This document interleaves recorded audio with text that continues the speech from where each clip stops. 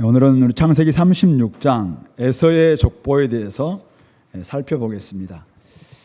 족보, 히브리어로 톨레도트라는 단어입니다. 계보이기도 하고 이야기라고 번역되기도 합니다. 우리 족보를 보면은 조상과 자손들을 연결짓는 연결고리죠. 그리고 족보를 보면은 이들이 어디서 와서 어디로 가고 있는가라는 것을 알 수 있기도 합니다. 뿐만 아니라 우리 족보는 우리 특별히 창세기에 10개 족보 이야기가 나오는데 오늘은 이제 9번째 족보입니다. 이 족보는 앞에 있는 8번 족보와 뒤에 있는 10번째 족보를 이어주는 연결고리이기도 합니다. 그런 점에서 오늘 족보 이야기는 언약 백성의 연결고리다. 제가 한번 그렇게 생각해 봤습니다. 이삭이 죽었을 때 에서와 야곱이 그를 장사했더라. 창세기 35장 29절에서는 그렇게 기록하고 있습니다. 질문이 생기죠. 아니 야곱은 이렇게 살았는데 그럼 에서는 어떻게 살았을까? 좀 궁금합니다. 그래서 오늘 36장에서 그 궁금증을 해결하기 위해서 3가지를 우리에게 알려주고 있습니다. 첫 번째는 에서는 왜 세일로 갔던가? 이게 1절부터 8절에 나와 있는 첫 번째 족보 이야기입니다. 두 번째는 세일로 간 에서는 어떻게 살았을까? 그게 9절부터 43절에 나와 있는 이야기입니다. 그리고 에서의 족보를 이곳에 기록한 이유는 무엇일까? 여러분들은 궁금하지 않을지 모르겠지만 저는 되게 궁금해요. 왜 이곳에 에서의 족보를 기록하고 있을까? 그 이유가 앞에 있는 이삭의 족보의 핵심 인물이었던 야곱의 생애와 뒤에 있는 야곱의 족보인 그 가운데 있는 요셉의 생애 또는 요셉의 야곱의 아들들의 생애에 아주 중요한 이유가 있는 게 아닐까 이런 생각을 하게 됩니다. 오늘 이 3가지 문제를 함께 살펴보겠습니다. 첫 번째 1절부터 8절 에서가 세일산으로 옮겨간 이유입니다.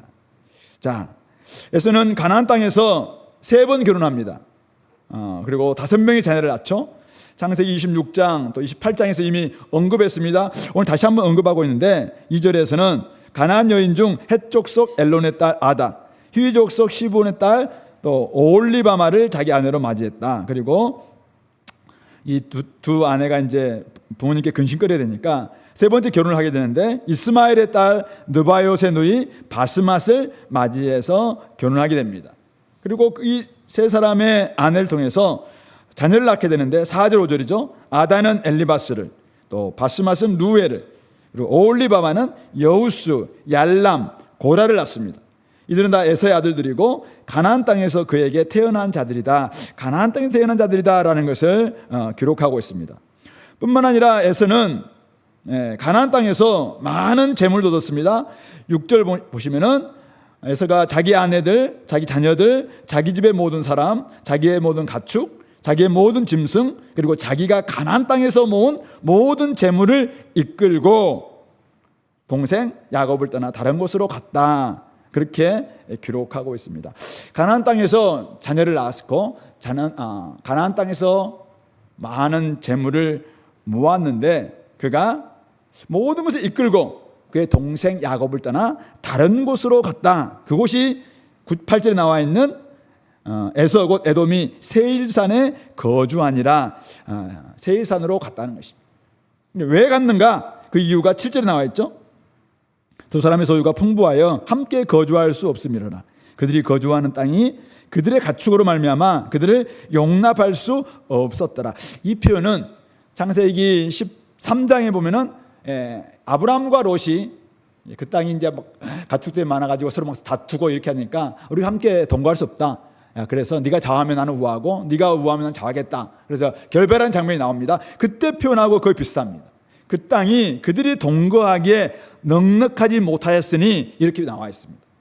근데 그때 롯에게 이제 선택권을 먼저 줍니다. 그때 롯이 어떻게 선택합니까?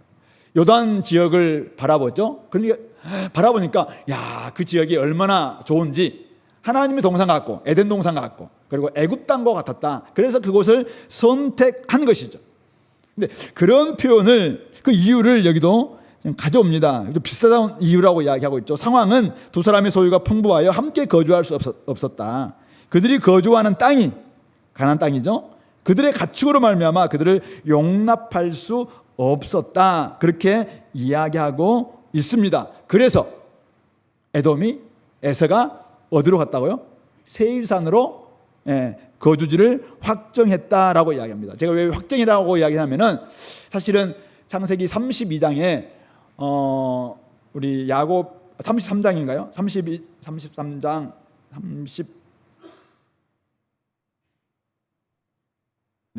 32장 3절에 에서가 야곱을 만나기 전에 세일 땅 에돔들에서 있는 유목생활하고 있는 에서에게 선발대를 보내는 장면이 나옵니다. 그러니까 이미 사실 에서가 세일산에 가서 유목생활을 하고 있었던 것 같아요. 그러다가 나중에 둘이 헤어질 때도 그가 세일산으로 옮겨갔다 이런 표현이 나옵니다. 그러니까 이미 그곳에 세일산으로 가서 열심히 좀 살고 있다가 이 일로 말미암아 이제는 확정지었다라는 것을 우리가 볼 수가 있는 것이죠. 그래서 우리가 이제 생각하면은 세일산으로 간 이유가 하나님께서 에서를 축복하지 않으셨고, 그러니까 선택하지 않으셨고, 그래서 땅도 좁기 때문에 가나안 땅을 떠났구나 이렇게 생각할 수 있겠죠. 자, 그런데 오늘 이 모세가 이 창세기 36장을 기록하는 기록 방식을 보면은 한마디로 말해서 이 말이에요. 에서가 세일산으로 자진해서 옮겨갔다. 그 말은 뭐냐면은 에서가 가나안 땅이 좁았어요. 그러니까 약속의 땅인 가나안 땅을 떠났다. 어떻게? 자진해서. 근데 그 선택은 예전에 그랬던 것처럼 그렇게 떠났다. 옛날 선택의 선이었다라는 것을 좀 우리에게 이야기해 주고 있죠. 그것은 무슨 말입니까? 에서가 장자의 명분을 야곱에게 팔았는데요. 왜 팔았습니까? 장자의 명분을 가볍게 여겼고, 이게 25장 34절 말씀입니다. 그러니까 장자의 명분이 저한테는 중요하지 않아요. 상황 자체가 배가 고파요. 상황 자체가 동생이 속여. 그리고 자기는 배가 너무 고파서 죽을 것 같아. 그러니까 장자의 명분을 그냥 가볍게 여기고 팔았다는 것이죠. 그가 결혼을 3번 했어요. 가나안 여인들과 함께 결혼했어요. 바담 아람까지 가기에는 너무 멀죠. 그러니까 가나안 여인밖에 없으니까 가나안 여인과 결혼했다고 할 수 있어요. 근데 이들을 부모가 별로 좋아하지 않아요. 그러니까 3번째 결혼하는데 이스마엘의 딸 바스마드에 가서 결혼을 하는 이런 선택을 한 그 연장선에서 오늘 에서는 그렇게 했다는 거죠. 선택 기준이 뭐예요? 하나님의 약속의 땅 가나안이 아니에요. 하나님의 약속, 하나님의 축복, 하나님의 언약, 하나님의 사명, 이거는 기뚱이도 안 들어오는 거죠. 그것은 자기의 관심사가 아니에요. 자기의 관심사는 뭐예요? 자기 원함이죠. 그냥 내가 원하니까 누구랑 결혼하는 거이고, 내가 원하니까 장자의 명분 팔고, 내가 원하니까 또 결혼하고, 내가 원하니까 세일산에 가고, 그렇게 한 거죠. 그래서 오늘 성경 기자는 그걸 조금 더 강조하는 것처럼 6절에서 이렇게 이야기했어요. 자기 아내들과 자기 자녀들과 자기 집의 모든 사람과 자기의 가축과 자기의 모든 짐승과 자기가 가나안 땅에서 모은 모든 재물을 이끌고 그곳으로 갔다라고 분명하게 표현하고 있는 것입니다. 가나안 땅에서 많은 재물을 모았지만은 소유가 풍부하고 함께 거할 수 없는 것은 맞습니다. 그러나 옮긴 기준이 뭐냐면은 그들의 내 가축이 이곳에 같이 있으면은 안 되겠다는 거예요. 그래서 약속이고 어디가 약속이다니까 이건 중요하지 않아요. 어디가 하나님의 지금 축복이 있는 곳인가 이것은 별 관심이 없어요. 내가 가지고 있는 가축 이걸 어디 가면 더 잘할 수 있겠는가? 이게 기준입니다. 내 가족, 내 자녀, 내 재산, 내 재물, 내 소유, 이게 어디 가면 더 부풀릴 수 있겠고 어디 가면 더 나을 수 있겠냐? 이것이 지금 그의 기준이 되고 있다는 것입니다. 한마디로 말해서 가나안 땅은 에서의 관심사가 아니었다. 이걸 오늘 1절부터 8절에서 우리에게 알려주고 있는 것이죠. 반면교사죠. 여러분들은 어떻습니까? 여러분들은 자신이 모은 풍부한 소유, 소득, 재물을 중심으로 선택하는가?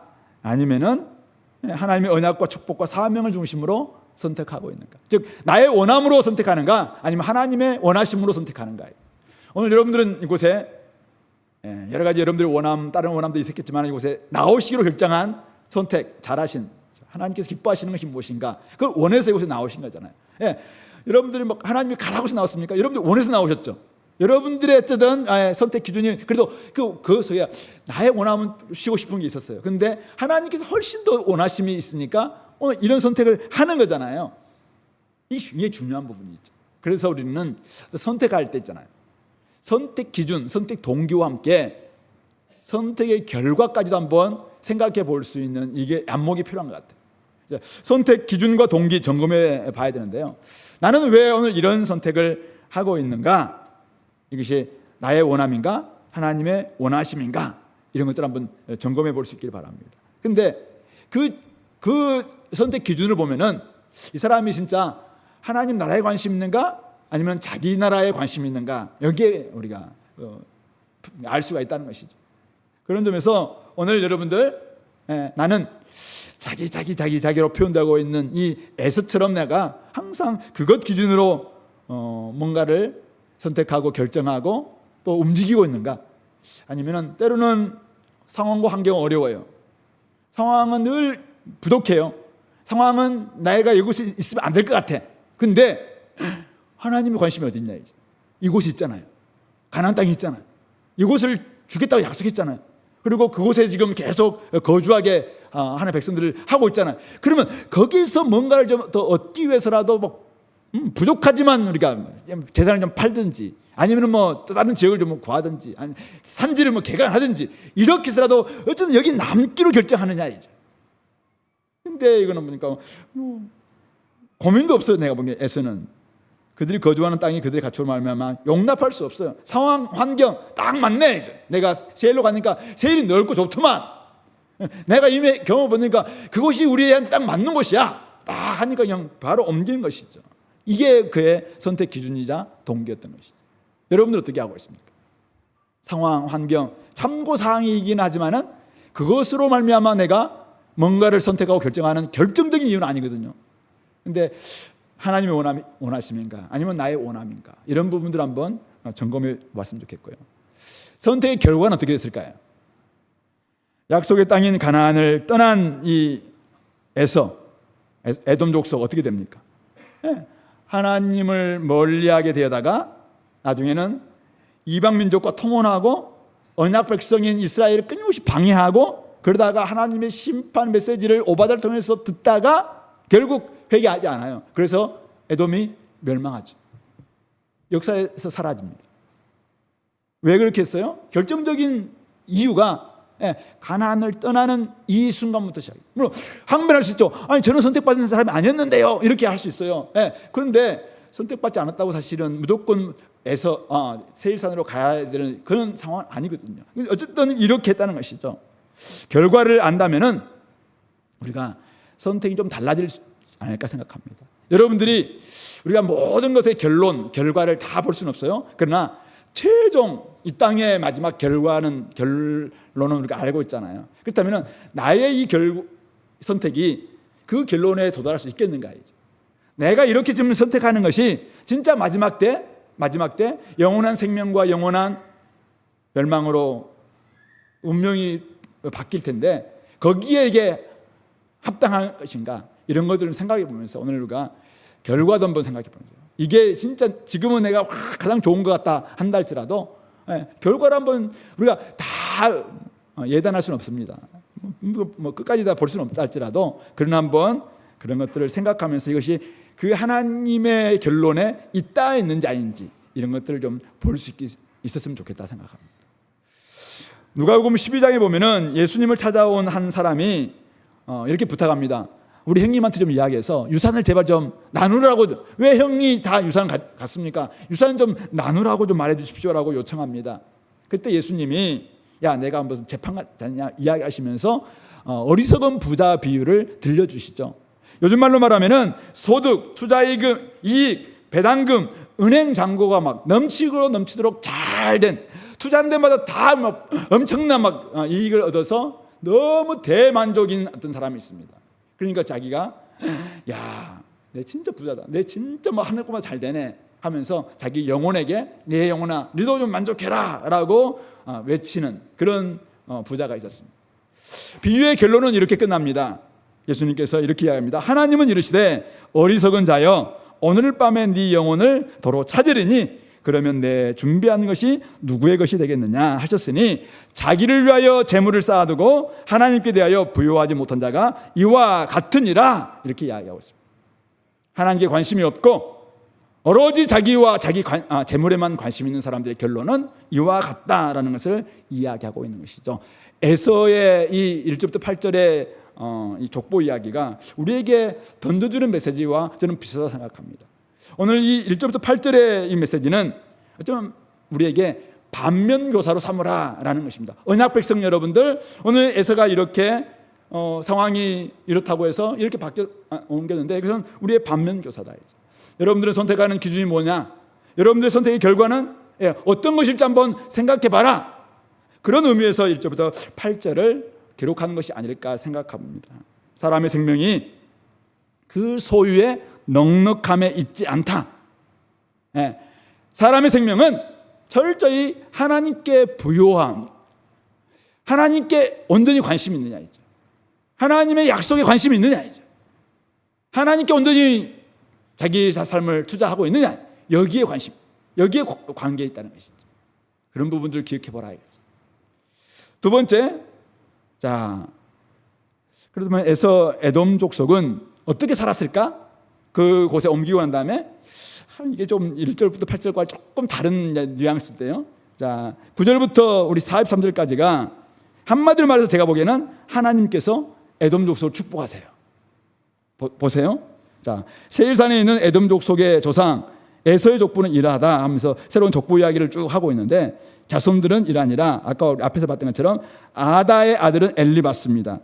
바스맛의 아들은 루엘, 또 엘리바스의 아들도 첫 아들은 대만은 우리가 대만 사람 엘리바스 그 욥의 친구가 있던 그 대만입니다. 대만, 오말, 스보, 가담, 그나스. 근데 첩도 있어서 첩이 아말렉을 낳았어요. 아말렉. 근데 이 아말렉이 이스라엘이 출애굽할 때 방해했던 그 아말렉일 것 같다. 많은 학자들이 그렇게 이야기를 합니다. 그런 사람들이 다 아다의 자손들이에요. 루의 아들들이 있었는데 나핫, 세라, 삼마, 미사, 이 사람들이 바스마 자손들이죠. 그리고 올리바마의 아들들이 나오는데 여우스, 얄람, 고라가 이제 이곳에 있는데 이런 사람들이 막 태어났다는 것이죠. 자, 그런데 15절, 19절에서는 족장들, 이들이 다 족장들이 되는데, 그래서 대만 족장, 오말 족장, 스보 족장, 그나스 족장, 고라 족장, 가담 족장, 아말렉 족장들이 나왔고, 그 밑에도 보시면은 나핫 족장, 세라 족장, 삼마 족장, 미사 족장, 이런 지도자들이 또 바스마 자손으로 나왔고, 올리바마의 아들들 중에서도 여우스 족장, 얄람 족장, 고라 족장, 이런 사람들이 나왔는데, 이런 사람들이 다 에돔 자손으로서 족장된 자들이다. 19절까지 기록하고 있습니다. 뿐만 아니라 20절부터 30절은 이제 그곳이 세일산에 갔을 때 그곳에 누가 있었냐면은 호리 족속에 있어서 호리 족속이 있었는데 그 호리 족속 세일의 자손이 로단, 소발, 시부온, 아나, 디손, 에셀, 디산으로 이제 나중에 확장됩니다. 근데 어떻게 호리 족속을 이들이 정복했는가? 그 이야기를 우리 잠깐 볼까요? 신명기 2장 말씀 봅시다. 신명기 2장 12절 262페이지입니다. 족보 사실은 여러분들 관심이 되게 많은 거죠. 재미없는 지금 이야기 한번 우리가 그래도 한번 재미있게 한번 보는 거예요. 지금 2장 12절 호리 사람도 세일에 거주하였는데 에서의 자손이 그들을 멸하고 그 땅에 거주하였으니 이스라엘이 여호와께서 주신 기업의 땅에서 행한 것과 같았느니라. 하나님께서 이스라엘이 가나안 땅을 정복하는 것처럼 이 호리 족속을 에서 자손이 정복할 수 있도록 도와줬다. 그런 의미가 좀 담겨 있죠. 22절도 보실래요? 마치 세일에 거주한 에서 자손 앞에 호리 사람을 멸하심과 같으니, 누가? 하나님께서 멸하셨다는 거죠. 그들이 호리 사람을 쫓아내고 대신하여 오늘까지 거기에 거주하였다. 그러니까 하나님이 에서의 자손을 세일로 그가 갔는데 사실은 택함 받은 족속들은 아니었잖아요. 그럼에도 불구하고 하나님께서 그들을 무시하지 않았어요. 무관심하지 않았다는 거죠. 그들에게 보살펴 주셨고 생육하고 번성할 수 있도록 하나님께서 축복해 주셨다. 그런 이야기를 쭉 지금 하고 있는 것입니다. 그러면서 그곳에 나온 족장들이 이렇게 많았다는 것을 30절까지 이야기하고 있고, 그리고 이제 31절부터 마지막 절까지는 그들이 이스라엘 자손을 다스릴 왕이 있기 전에, 그것도 한참 전에, 이스라엘 자손은 언제 첫 왕이 생깁니까? 사울 왕이 첫째 왕이잖아요. 근데 지금 이거는 뭐 출애굽 이전 시대니까 지금 뭐 얼마나 오래전입니까? 몇백 년 전에 에돔 땅을 다스리던 왕들이 있었다. 이렇게 지금 기록하고 있죠. 그러면서 부올의 아들 벨라가 에돔 왕이 되었고, 그다음에 이거는 이제 아버지가 왕이면 아들이 왕이 되는 이런 시스템 아니에요. 벨라가 죽고 세라의 아들 요밥이 왕이 되고, 요밥이 죽고 대만족 속의 땅에 후삼이 왕이 되고, 후삼이 죽고 그다음에 모압들에서 미디안 족속을 쳤던 하닷이 왕이 되고, 하닷이 죽고 삼나가 왕이 되고, 삼나가 죽고 유브라데 강변 르호봇의 사울이 왕이 되고, 사울이 죽고 바알 하난이 왕이 되고, 또 바알 하난이 죽고 하달이 왕이 되어서 이렇게 왕권 체제가 강화되었다. 그러면서 이런 사람들 족장들 이름을 쭉 이야기하고는 43절 마지막에 이들이 그 구역과 거처를 따른 에돔 족장들이며 에돔 족속의 조상은 에서더라. 이렇게 이야기하고 있습니다. 그러니까 이 9절부터 43절의 족보를 보면은 뭘 지금 이야기하고 있습니까? 왜 이렇게 막 자세히 기록하고 있을까요? 이들은 하나님의 언약 백성 아니에요. 하나님이 선택하신 백성도 아닙니다. 자, 그런데 이들을 하나님께서 축복하셨다는 거예요. 생육하고 번성할 수 있도록 축복해 주셨다. 하나님의 축복의 대상은 언약 백성뿐만 아니라 언약 백성 아닌 사람들도 해당되는구나. 하나님은 우리 모든 하나님의 자녀들에게 은혜 주실 뿐만 아니라 사실 밖에 있는 아직 하나님 자녀 안에 들어오지 않는 하나님 백성 아닌 사람들에게도 비유를 주실 뿐만 아니라 은혜를 주시는 분이시구나라는 것을 우리에게 알려주고 있는 것입니다. 이것을 바로 하나님의 보살핌과 일반 은총이다 이렇게 이야기하죠. 하나님께서는 일반 은총으로, 자연 은총으로 지금도 하나님 안에 들어오지 않는, 교회 안에 있지 않은 수많은 사람들에게도 복을 주시고 번성하고 생육할 수 있도록 또 축복해 주시고, 그들이 문화를 만들고 곳곳에서 여러 가지 새로운 것들을 기술 개발할 수 있도록 지혜도 주시고, 이렇게 하시는 분이 우리 하나님이시다. 세상적 관점에서 본다면 어쩌면 그들이 이스라엘 백성들보다 훨씬 더 복받은 것처럼 보이죠. 그렇지 않나요? 최첨단 방식과 시스템을 장착해서 더 나은 문화와 기술로 이스라엘 백성들에게 야 우리 좀 봐라 이렇게 하면서 막 좀 도전하기도 하고 유혹하기도 하는 이런 존재일 수 있다는 것입니다. 사실은 이스라엘 백성들이 출애굽하고 있을 때 청동기 문화밖에 없었잖아요. 근데 가나안 땅 정복할 때 철분걸 가지고 있는 존재들은 누구 있어요? 바로 이 가나안 족속들이었거든요. 그러니까 이미 그쪽은 철기 문화가 있었고 이스라엘 백성들은 그때 청동기 문화. 그러니까 언제나 문화나 이런 보면은 밖에 있는 사람들이 훨씬 더 잘 사는 것처럼 또 복받는 것처럼 보일 수 있다는 것이죠. 그래서 오늘 이 족보를 보면서 느끼는 것은 뭐냐면은 참 하나님께서 언약 백성이 아님에도 불구하고 선택받지 못했음에도 불구하고 하나님은 여전히 그들에게 관심이 있구나. 그들을 무시하지 않구나. 이것을 우리에게 가르쳐주고 있는 것이죠. 어쩌면은 제가 느끼는 게는 이들이 하나님의 아픈 손가락이에요. 여러 가지 이유 때문에 그들은 하나님의 선택에서 제외되긴 했어요. 근데 하나님은 여전히 그들을 사랑해요. 여전히 관심이 있어요. 여전히 그들은 무시하지 않아요. 그래서 어떻게든지 하나님이 좀 복 주고 이런 일반 은총의 복을 통해서라도 어쨌든 하나님 앞에 좀 돌아와서 하나님께 예배하기를 소망하는 그런 마음이 하나님께 있다는 것이죠. 자, 그런데 문제는 뭐냐면은 이들의 끝이 뭐냐, 끝. 아까 우리 이야기했습니다. 에돔의 끝 뭐예요? 멸망이에요. 하나님 없는 결말. 물론 중간중간에 에돔 족속 가운데서 다윗이 정복하기도 하고 또 그런 에돔 출신들 중에서도 다윗의 신하가 되는 사람도 있기도 하고 몇몇 사람들이 돌아오기도 하지만은 족속 자체는 나중에 멸망하고 마는 것입니다. 그런 점에서 여러분들이 주변 세상을 어떤 시각으로 바라볼 것인가? 어쨌든 우리가 살고 있는 세상, 우리가 살고 있는 이 주변에는 수많은 사람들이 존재하고 있습니다. 그들을 우리가 무조건 저주받은 사람으로 보서는 안 돼요. 여전히 하나님의 관심의 대상이고, 하나님의 축복의 대상이고, 하나님의 사랑의 대상이고, 하나님은 지금도 그들에게 관심이 되게 많아요.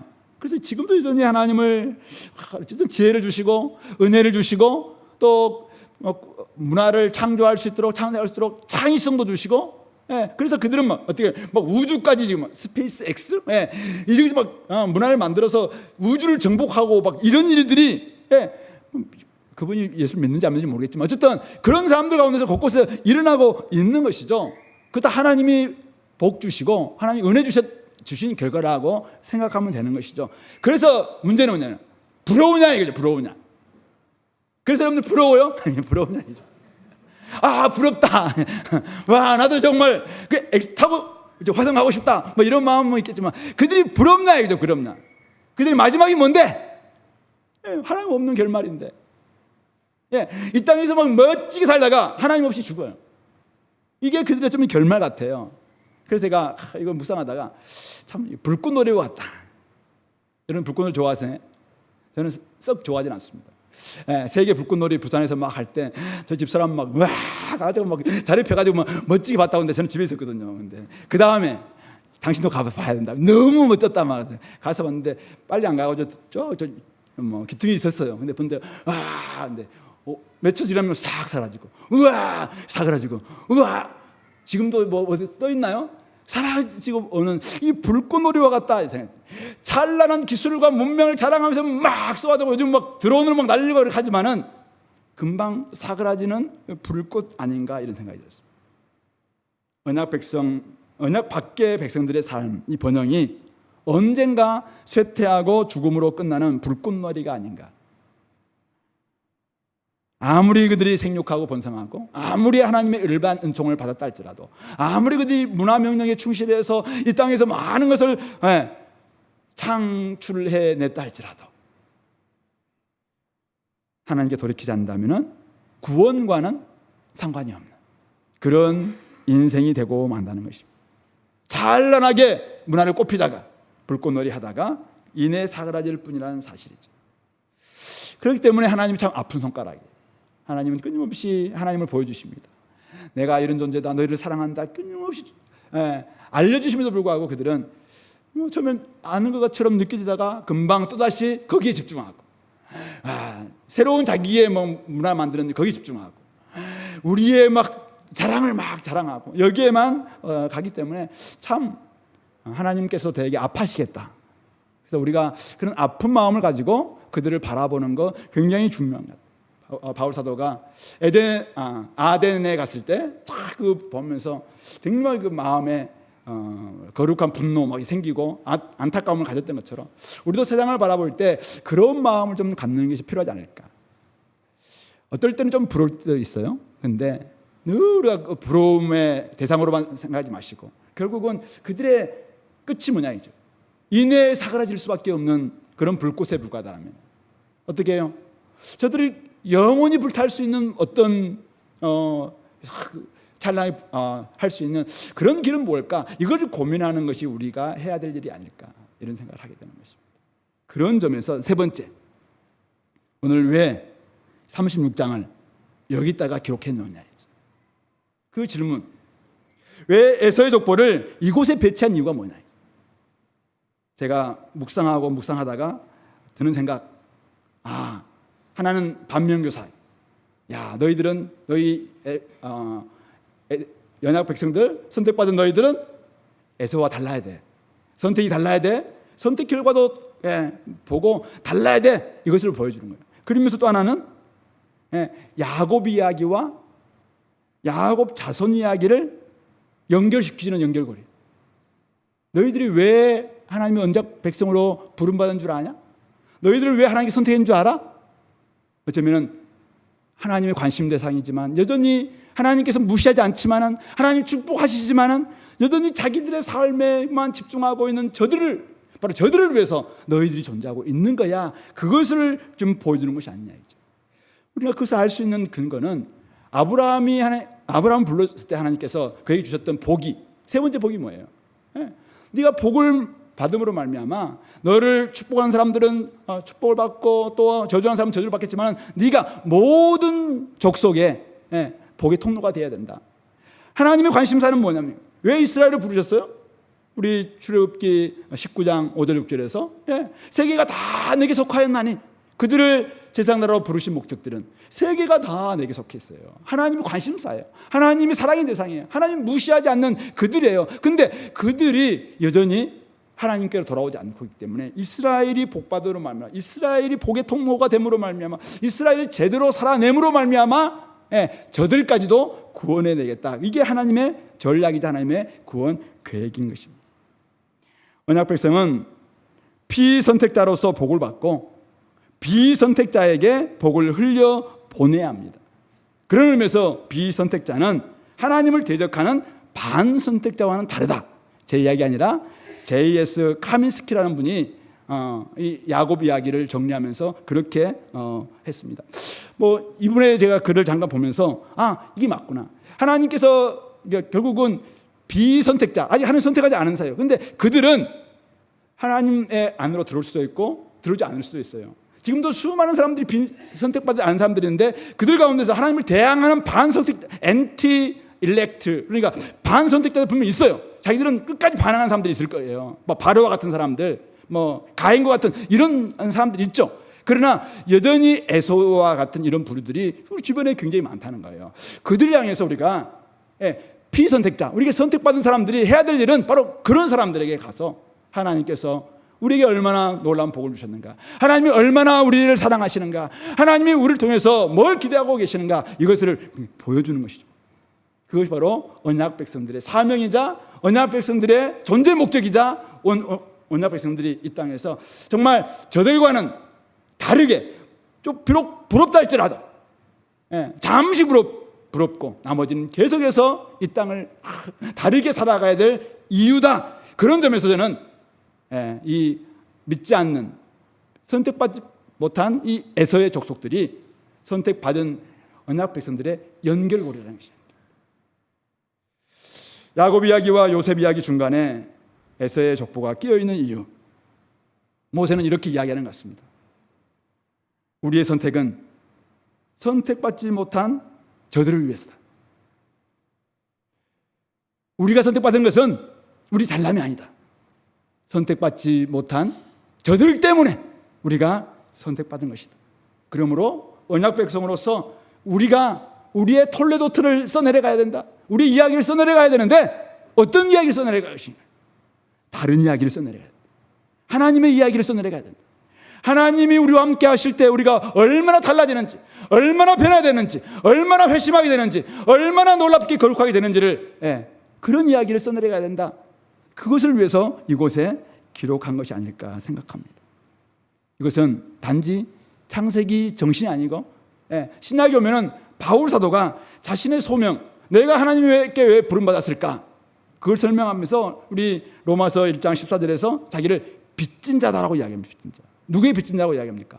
자기는 헬라인이나 야만인이나 지혜 있는 자나 어리석은 자에게 내가 빚진 자다라고 이야기합니다. 즉 이방인들.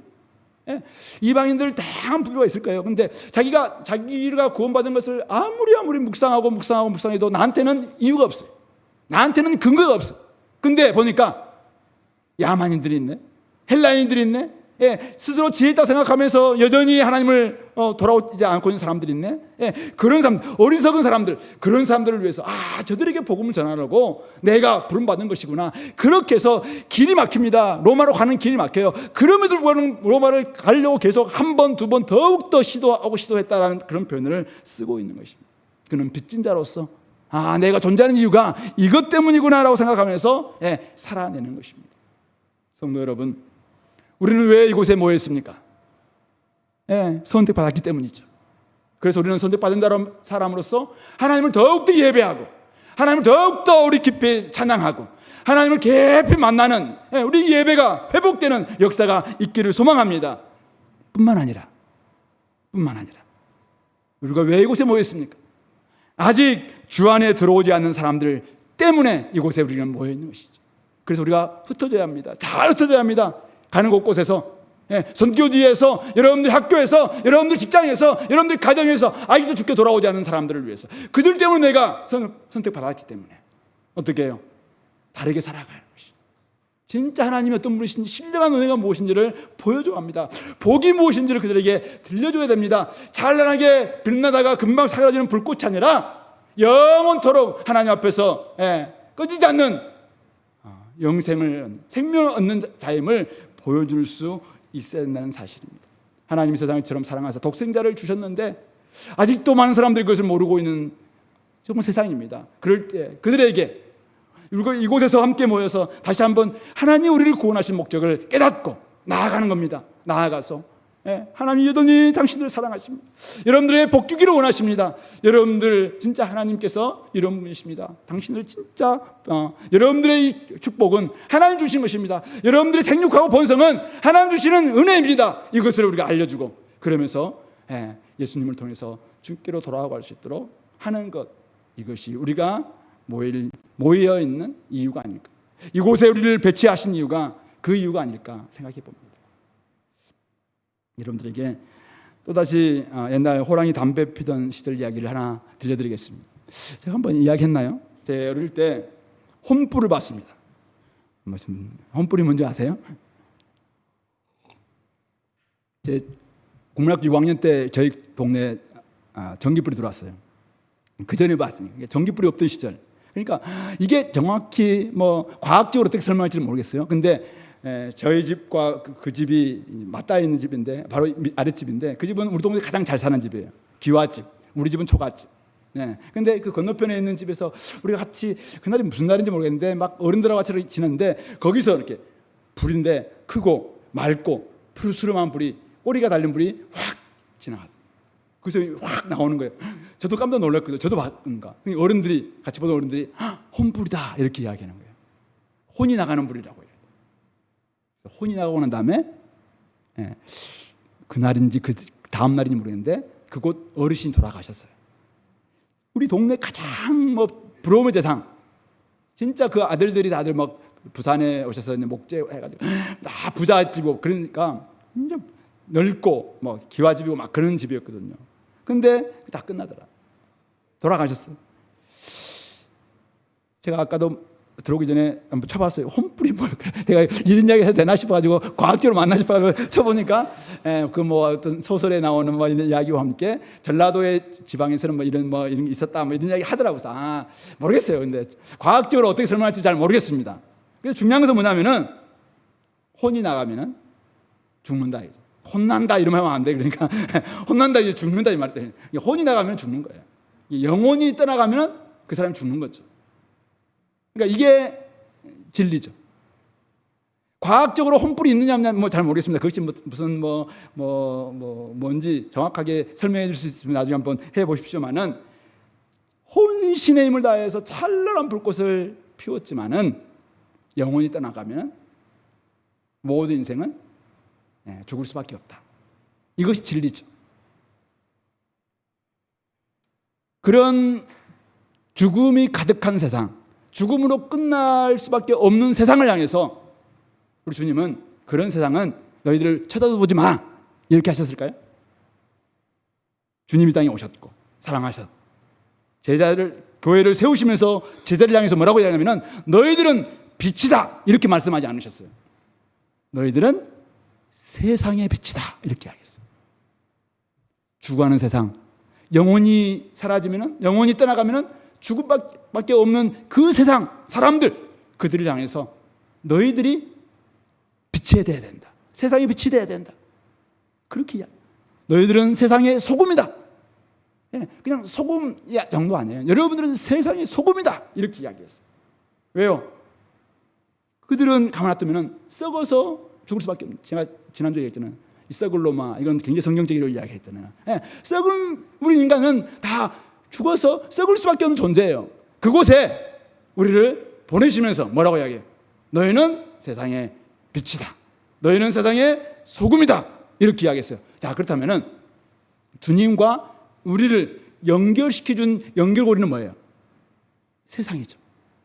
세상이 있기 때문에 오늘 주님이 우리를 딱 연결하면서 야 너희들 세상을 향해서 빛이 되라 이렇게 이야기하는 거죠. 그러니까 언약 백성은 왜 존재하냐면은 세상 때문에 존재하는 거예요. 언약 백성은 왜 존재하냐면은 하나님이 왜 우리를 언약 백성으로 택해 주신다면은 비선택자들, 아까 카민스키가 말했던 비선택자들이죠. 반선택자는 왜 늘 하나님을 대적하고 막 때문에 복음을 전해도 반역하는 사람들이에요. 이런 사람들은 뭐 모르겠어요. 근데 비선택자들, 그들은 지금 선택받았는지 아닌지 우리 몰라요. 근데 여전히 하나님이 사랑하는 사람들, 그들을 향해서 우리 가서 복음을 전하고 그들이 주께로 돌아오고 그들이 하나님 나라의 백성 되고 영원한 생명을 얻고, 이게 진짜 하나님의 관심사거든요. 그것을 위해서 우리가 언약 백성인, 새 언약 백성인 교회가, 우리 그리스도인들이, 우리 주원의 교회가 존재하고 있다는 사실. 에돔 족속 같은 사람들 때문에 우리가 여기에 있는 것입니다. 다 맞게도 여전히 우리가 언약 백성으로 살아가야 될 이유는 여전히 선택받지 않았지만 지금까지, 그러나 선택받았는지 안 받았는지 잘 모르는 비선택자들, 그들을 향해서 우리가 주께로 인도하기 위해서 우리가 존재한다는 것입니다. 우리가 다음 세대들에게 비전을 전수해야 될 이유는 뭔가요? 우리 꿈을, 나의 톨레도트는 잘 살았어요. 지금까지 50년, 60년 동안 잘 살았어. 근데 내가 우리 자녀들에게 이제 야, 너도 이제 하나님을 잘 믿고 살아가라 하면서 비전을 전수해야 될 이유는 뭐예요? 뭐 때문에? 내가 잘 믿고 하나님께 가나? 이거는 너무 소극적이죠. 내 주변에 있는 여전히 에돔 족속과 같은, 하나님을 아직은 선택받지 않았지만 언젠가는 복음 듣고 돌아올 사람들. 우리는 원래 어떤 사람들이었어요? 우리는 그 비선택자들이었어요. 우리가 다 에돔 족속들이었어요. 우리가 다 한국 족속, 다 모든 사람들은 다 에돔 족속들이었다니까 우리가. 그런데 그런 우리를 위해서 이스라엘이 존재했고, 교회가 존재했고, 선교사님들이 존재했고, 새 언약 백성들이 존재함으로 말미암아 우리가 주께로 돌아오겠다는 사실. 그런 점에서 그들이 참 고마운 존재들이죠. 그들 때문에 내가 존재하고 있고, 그들이야말로 나와 주님을 연결시켜주고 나와 다음 세대를 연결시켜주는 연결고리구나. 나를 존재케 만드는 이유구나. 이것을 오늘 알려주고 오는 것은 아닐까 생각합니다. 성도 여러분, 밖에 있지만 아직 그리스도 안으로 들어와야 될 사람들 많이 있습니다. 하나님 밖에 있지만 여전히 하나님의 관심의 대상인 사람들이 우리 주변에 수없이 많습니다. 하나님 만나고 진리를 통해서 새로운 삶을 회복해야 될 우리 청년 대학생들이 우리 주변에 너무나 많습니다. 찬란한 불꽃놀이를만 집중한 채 새로운 문화를 창출하는 주변에 우리의 이웃들이 너무나 많습니다. 아직 하나님을 알지 못하고 구원받지 못하고 영생이 없는 그 사람들, 그들을 위해서, 그들 때문에 우리가 여기에 있고 여기에 존재하고 있다는 사실을 잊지 말았으면 좋겠습니다. 누가 선택받는 사람인지, 누가 선택받지 못한 사람인지, 누가 반선택자인지 우리는 잘 모릅니다. 다만 우리는 부르심을 따라서 복을 흘려보낼 뿐입니다. 전혀 반응하지 않는, 그렇게 하나님의 일에 대해서 끊임없이 대항하는 사람도 있겠지만은, 나가보면은 또 이야기해보면은 달라지는 사람도 있습니다. 내가 한번 믿어보겠다, 이런 사람들도 있습니다. 그때까지 어쨌든 주께 돌아오는 그 사람들이 계속 다하는 그날까지 우리의 책임을 감당할 수 있었으면 좋겠습니다. 말씀을 맺겠습니다. 신명기 23장 7절에 너는 에돔 사람을 미워하지 말라, 그는 내 형제임이니라. 모세가 이 출애굽 다음 세대들이죠, 광야 세대, 광야 태어난 세대를 놓고 이야기하는 장면입니다. 너는 에돔 사람을 미워하지 말라, 그는 내 형제임이니라, 이렇게 이야기했습니다. 참 이렇게까지 하나님도 에돔에 대해서 굉장히 축복해 주셨고, 또 모세도 다음 세대들에게 에돔을 형제 나라로 생각하면서 잘 지내라, 이렇게 이야기했는데, 에돔은 형제 나라 이스라엘 주변에 있으면서 가시 같은 존재로 지냈습니다. 바벨론이 유다를 침략했을 때는 다른 나라보다도 더욱더 남유다를 괴롭혔던 나라가 에돔이었습니다. 오바댜를 통해서 심판하시겠다는 메시지를 전했음에도 불구하고 그들은 회개하지 않음으로 말미암아 결국 심판받았습니다. 뭘 이야기합니까? 사람은 쉽게 바뀌지 않습니다. 사람 바꾸는 거 결코 만만치 않습니다. 사람들은 대부분 다 그동안 해왔던 방식대로 살아가죠. 우리들도 옛날 했던 방식대로 신앙생활하고 옛날 했던 대로 뭐 선택하고 이렇게 하는 겁니다. 많이 그렇죠. 바뀌는 사람도 그래서 바뀌는 게 쉽지 않아요. 비선택자 뭐 그런 사람들이 주께 돌아오는 게 쉽지 않습니다. 그러나 우리는 하나님의 주권과 능력, 은혜의 힘을 믿습니다. 하루하루 선택이 운명과 인생을 좌우하고 바꿀 수 있다라는 것을 우리는 믿습니다. 그래서 그들이 조금 우리에게 불편한 존재예요. 그들이 때로는 저들하고 좀 상종 안 하고 싶다 이런 마음이 들 수도 있어요. 그런데 하나님은 여전히 사랑하시는 하나님은 우리에게 에노아 너희들은 저들 때문에 존재해 그렇게 말씀하시는 것 같다. 캠퍼스에 있는 수많은 사람들 안 바뀌잖아요. 잘 안 돌아오잖아요. 옛날처럼 반응하잖아요. 근데 하나님은 계속 우리에게 이야기합니다. 그러나 너희들 존재하는 이유는 저들 때문이야. 언약 백성 너희들 다르게 살아가는 이유는 저들 때문이야. 그렇게 말씀하시는 것 같습니다. 그런 점에서 다시 한번 마음을 가다듬고 이번 학기 한번 돌아보시면서 세상의 빛으로 세상의 소금으로 한 걸음 더 그들에게 더 다가갈 수 있는 우리 공동체가 될 수 있기를 소망합니다. 기도합시다. 오늘 말씀을 좀 생각하시면서 하나님께서 여러분들 주셨던 메시지가 뭔가요? 여러분들이 지금 그곳에서 살아가야 될 이유가 무엇인가 다시 한번 돌아보시면서 참 내가 잘나서가 아니라 하나님의 은혜로 내가 구원받았는데 선택받았는데 믿지 않는 수많은 사람들을 위해서 내가 존재하고 있구나 이걸 깨닫고 다시 한번 우리의 마음을 열어서 가정을 열어서 삶을 열어서 그들께 가까이 나아가게 해달라고 같이 한번 기도하겠습니다.